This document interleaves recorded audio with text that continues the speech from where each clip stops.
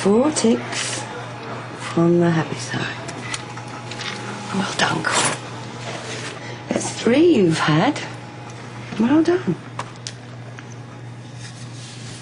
Mummy will be pleased, won't she? Thank you. There was a very touching moment in your school when the little girl came into you and she'd got her 3 or 4 or whatever, and you gave her a certificate and you said your mum's going to be pleased with that.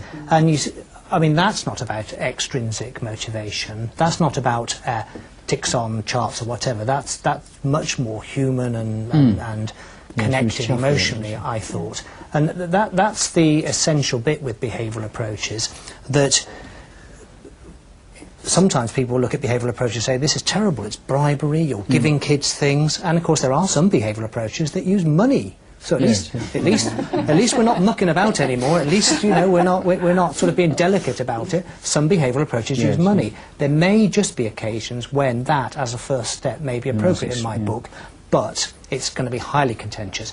But so you've got, if you like, material, tangible things over here, rewards. And then you've got activities like helping people do things. Then you've got symbolic things like ticks and charts and star charts and all the rest of it. Then you've got social things, which is what you were doing, genuine social communication as a reward. And at the far end, you've got intrinsic.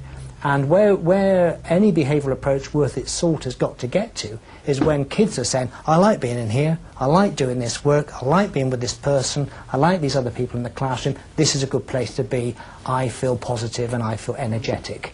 Now that's where you've got to get to, and even if it stops at the social, where the teacher is always saying, well done, I'm really pleased with you, it's not gone far enough if it hasn't got to the intrinsic. And there are people who will argue that you could start right down the far end with perhaps some really tough kids, even with money, and work their way up, and so until things were intrinsically motivated.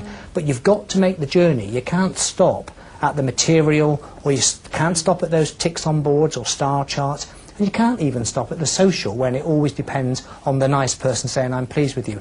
You've got to have a plan, a strategy, and you've got to be guided towards that final bit when being here, doing these things is great fun and energising for the person involved.